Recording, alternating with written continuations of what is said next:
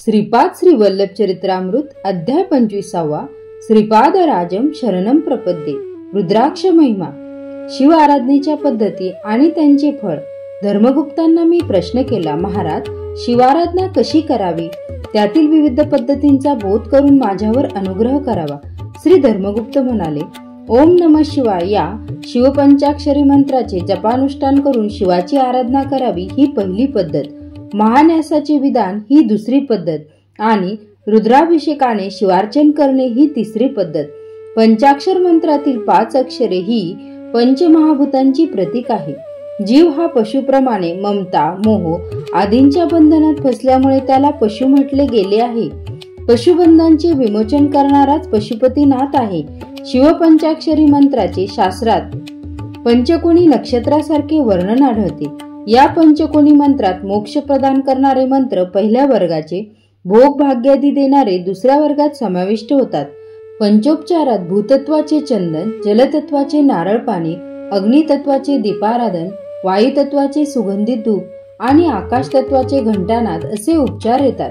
पंचाक्षरातील 5 अक्षरे त्यांच्या तत्वानुसार साधना करणाऱ्या साधकांना 5 रंगाने तत्वाचे दर्शन घडवितात। पांढरा शुभ्र मोत्यासारखा पांढरा पादरस किंवा चांदीसारखा चकचकीत प्रकाश, प्रवाळासारखी अरुण कांती, पिवळ्या हळदी सारखी सोनेरी कांती, निळ्या वर्णात निळ्या आकाशासारखी विश्वव्यापी कांती, शुद्ध धवल कांती, भूमध्यात 5 रंगाची ज्योत प्रकाशित होणे यालाच ऋषीश्वरांनी संध्योपासन असे नाव दिले आहे। यंत्र, पंचतत्व साधना, योग साधन, आत्मसमर्पण हे सर्व प्रधान असे साधनांश आहेत। या पद्धतीने देहात्मबुद्धीचा नाश होतो। जीवाचा देहच देवालय आणि त्यात विराजमान असलेला आत्मा शिवात्मा असे तादात्म्य साधून मोक्षप्राप्ती होते। ही स्थिती प्राप्त होण्यासाठी पंचाक्षरी जप, महान्यासपूर्वक शिवाराधना, रुद्राभिषेक हे सहकारी आणि कल्याणप्रद ठरतात। विष्णू सहस्रनाम स्तोत्र श्री विष्णूंना अत्यंत प्रिय आहे। गणेशाला मोदक अतिप्रिय आहेत। सूर्याला सूर्यनमस्कार प्रिय आहे। चंद्राला अर्ध प्रिय, अग्नीला हवन प्रिय, त्याचप्रमाणे शिवाला अभिषेक प्रिय आहे। अभिषेकामुळे शिव संतुष्ट होतात। ब्रह्मकल्पातील प्रलयाच्या वेळी भविष्यातील सृष्टीसाठी सकल जातीचे बीज म्हणजे समस्त जीवराशी, वृक्ष, औषधी, वनस्पती यांचे बीज एका पूर्ण कुंभात भरले। त्यात अमृत सर्व नद्यांचे जल, समुद्राचे जल घालून गायत्री मंत्राद्वारे आपल्या प्राणशक्तीचे त्यात आवाहन केले। या कुंभालाच पूर्ण कुंभ असे म्हणतात। या कुंभातील अमृतानेच सिंचन महर्षींनी निरंतर पृथ्वीवर केले। या कलशातील जलाचा, अमृताचा अभिषेक प्रामुख्याने कैलास पर्वतावर झाला। या कारणाने हे अमृतस्थान या नावाने प्रसिद्ध झाले। श्रावण पौर्णिमेच्या दिवशी अमरनाथ गुहेत बर्फाचे शिवलिंग तयार होते। या देवी शिवलिंगाचे दर्शन घेतल्यास समस्त पापापासून निवृत्ती होते। वशिष्ठ आणि अगस्त्य मुनींचा जन्म। जेव्हा पूर्ण कुंभास उलटे केले तेव्हा त्याच्यातून 2 महामुनी अवतरित झाले। यापैकी पहिले वशिष्ठ मुनी आपल्या शुभ्र तेजाने तळपत होते। दुसरे अगस्त्य मुनी नीलवर्णाचे असून त्यांची कांती अत्यंत तेजोमय होती। ते मित्र वरुणाच्या अंश रूपाने जन्मले।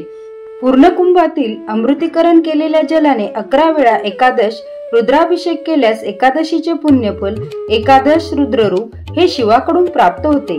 एकादश रुद्राचा आणि वैष्णव संप्रदायातील एकादशी व्रताचा असा अगदी जवळचा संबंध आहे। यामुळे शिव आणि केशव हे अभिन्न रूपच आहे। नमकाने रुद्राभिषेक केल्यास अकाल मृत्यू दोषाचे हरण होते। सोमग्रहाची अधिष्ठान देवता चंद्र आहे।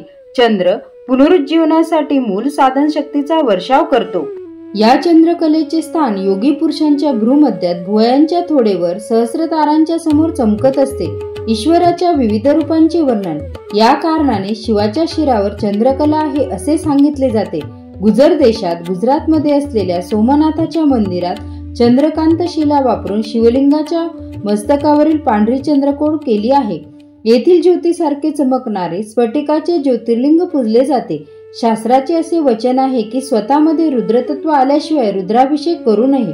महान्यासामध्ये काळ म्हणजे स्वस्वरूपाचा संहार करणारे, यासाठी अभिषेक करणाऱ्यांनी कालात्मक होऊन यज्ञस्वरूप शरीरात न्यास करून रुद्राभिषेक करावा। बोधायन महर्षींच्या महान्यास रुद्राभिषेक विधानात शिवाचे वर्णन तत्पुरुष, अघोर, सद्योजात, वामदेव, ईशान असे केले होते। तत्पुरुष मूर्ती पलयाग्नीसारखी विद्युत रंगाची असते, अघोर मूर्ती मेघवर्ण असते, सद्योजात मूर्ती चंद्राच्या कांतीसम धवल असते, वामदेव मूर्ती गौरवर्णाची असते, ईशान मूर्ती ही तेजोमय असून आकाशवर्णाची असते, रुद्र सहस्रादी संकेत असतात. रुद्राचे गण या नावाने संबोधल्या जाणाऱ्या देवता एका गणात 30,000, याप्रमाणे एकादश सहस्र गणात 33 कोटी रुद्राचे गण असतात. हेच गण भूमी, आकाश, अंतरिक्ष, जल, वायू, शरीर, प्राण आणि मन यांना व्यापून असतात असे वेदामध्ये प्रतिपादित केले आहे. श्रीपाद प्रभूंची अर्चना स्मरण करणाऱ्या भक्तांना 33 कोटी रुद्राचा अनुग्रह. रुद्राक्षाचे वर्णन. या 33 कोटी रुद्रांचा अधिपती श्री गणपती देवता आहे. याच कारणाने आपल्यातील गणपती तत्वास योगमार्गाने दर्शवण्यासाठी श्रीपाद प्रभूंनी आपला अवतार गणेश चतुर्थीच्या या मंगलदिनी या भूमीवर घेतला. यासाठी श्रीपाद प्रभूंची अर्चना स्मरण करणाऱ्या साधकांना 33 कोटी रुद्राचा अनुग्रह प्राप्त होतो. धर्मगुप्त पुढे म्हणाले, अरे बाबा शंकर भटा, शिवभक्तांनी रुद्राक्ष धारण करावा, तो अत्यंत लाभप्रद असतो. रुद्राक्षाच्या 4 जाती आहेत, त्या याप्रमाणे ब्रह्मजात, क्षत्रिय जात, वैश्य जात, शूद्र जात. ब्रह्मजातीचे रुद्राक्ष पांढऱ्या रंगाचे असतात. हे रुद्राक्ष मिळणे अत्यंत कठीण असते. क्षत्रिय जातीचे रुद्राक्ष लाल मधाच्या रंगाचे असतात. चिंचुक्याचा रंग असलेले रुद्राक्ष वैश्य जातीचे असतात, तर काळ्या रंगाचे रुद्राक्ष शूद्र जातीचे असतात. सर्वसाधारणपणे पंचमुखापासून ते 16 मुखी असलेले रुद्राक्ष मिळतात. एकमुखी रुद्राक्ष अत्यंत विरळा असतो. दुधात अथवा पाण्यात रुद्राक्ष घातला असता तो बुडतो. हलके रुद्राक्ष, कोळे रुद्राक्ष धारण करणे निषिद्ध असते. रुद्राक्षाला तांब्याच्या पळीखाली दाबून त्याच्या खाली तांब्याचे पंचपात्र पालथे ठेवावे. रुद्राक्ष चांगला खरा असल्यास तो प्रदक्षिणा घालण्याच्या दिशेने फिरतो. काही रुद्राक्ष अप्रदक्षिणा म्हणजे उलट्या दिशेने फिरतात. या रुद्राक्षांना द्रविड रुद्राक्ष म्हणतात. असे रुद्राक्ष गृहस्थांनी वापरू नये. यांनी अनेक अनिष्ट प्रसंग उद्भवतात व संन्यास योग येतो. यामुळे असे रुद्राक्ष केवळ संन्यासी जणांनीच वापरावे. कालाग्नी रुद्राने असे सांगितले आहे की पांढरे रुद्राक्ष ब्राह्मणांनीच वापरावे. क्षत्रियांनी लाल रंगाचे, वैश्यांनी फिक्या पिवळ्या रंगाचे व शूद्रांनी काळे रुद्राक्ष धारण करावे. हे रुद्राक्ष त्यांना अनुकूल असून त्यांच्या पापांचा नाश करून त्यांच्या मनोकामना पूर्ण करतात.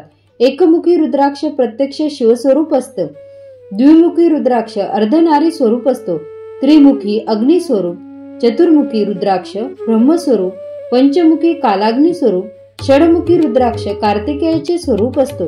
सप्तमुखी मन्मथाचे स्वरूप, अष्टमुखी रुद्रभैरवाचे स्वरूप, नवमुखी कपिल मुनींचे स्वरूप असतो. हा रुद्राक्ष अत्यंत दुर्लभ असतो.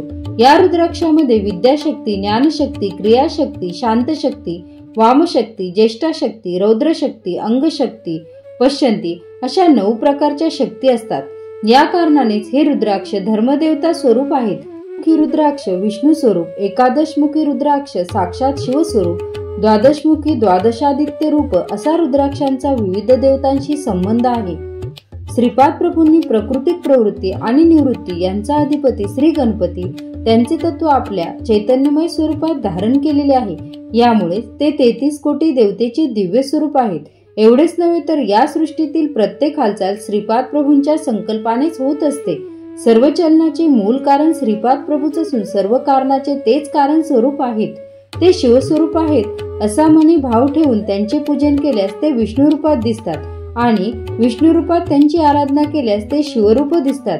परंतु मनातील तर्कवितर्कांचा मल काढून टाकून त्यांना अनन्य भावाने शरण गेल्यास ते यथार्थ रूपात दिसतात. श्री धर्मगुप्त पुढे म्हणाले, अरे शंकर भटा, मी सुद्धा तुझ्याबरोबर कुरुगड्डीस येऊन श्रीपाद प्रभूंचे दर्शन घेऊन माझा जन्म कृतार्थ करून घेईन. मी आणि धर्मगुप्त आम्ही दोघे कुरगड्डीस आलो आणि श्रीपाद प्रभूंचे दर्शन घेतले. त्यांनी डोळे उघडून आमच्याकडे पाहिले आणि थट्टेंनी म्हणाले, काय उत्तम चर्चा चालली होती. श्रीपाद हे शिवरूप आहेत. मी श्रीपाद आहे का? तसे नसेल तर श्रीपादच मी म्हणून आलो काय? मी कोण आहे? धर्मगुप्ता, थोडे विवरण करून सांग ना. यावर धर्मगुप्त म्हणाले, मी पीठिकापुरमहून येत असताना श्री व्यंकटपय्या श्रेष्ठी यांनी मला सांगितले होते की श्रीपाद प्रभू बरोबर कोणताही तर्कवितर्क करू नकोस, केवळ त्यांना संपूर्णपणे शरण जा. याप्रमाणे मी आपणास अनन्य भावाने शरण आलो आहे. आपल्या कोणत्याही प्रश्नास मी मौन धारण करेन. वेद सुद्धा श्रीपाद प्रभूंचे यथार्थ वर्णन करू न शकल्याने ते मौन झाले. तर धर्मगुप्तासारख्या सामान्य साधकाची काय परिस्थिती? धर्मगुप्ताचे वरील कथन ऐकून श्रीपाद प्रभू अत्यंत प्रसन्न झाले. त्यांनी दोघांना चरणस्पर्श करण्याची संमती दिली. आम्ही अति आनंदाने प्रभूंच्या चरणांना स्पर्श केला आणि काय आश्चर्य, आम्ही दोघे ध्यानावस्थेत गेलो. या अवस्थेत किती वेळ गेला याचे भानच नव्हते. जेव्हा ध्यानावस्था उतरली त्यावेळी सायंसंध्येची वेळ झाली होती. श्रीपाद प्रभूंनी आम्हास कृष्णा नदीचे पात्र ओलांडून पहिल्या तीरावर जाण्यास सांगितले. त्याप्रमाणे आम्ही दोघे श्रीपाद प्रभूंच्या दिव्य लीलांचे स्मरण करीत करीत कृष्णेच्या पहिल्या तीरावर गेलो. पहिल्या तीरावरील नदीच्या मौमवाळीत आम्ही पोहोडलो आणि केव्हा निद्रादेवीच्या कुशीत गेलो ते कळालेच नाही. प्रातकाळी जाग आली ती अत्यंत मधुर कंठरावाने म्हणलेल्या योगीजनांच्या श्रीपाद श्रीवल्लभ दिगंबरा या नामस्मरणाने. श्रीपाद श्रीवल्लभांचा जय जयकार असो. फलश्रुती, आर्थिक समस्या दूरीकरण.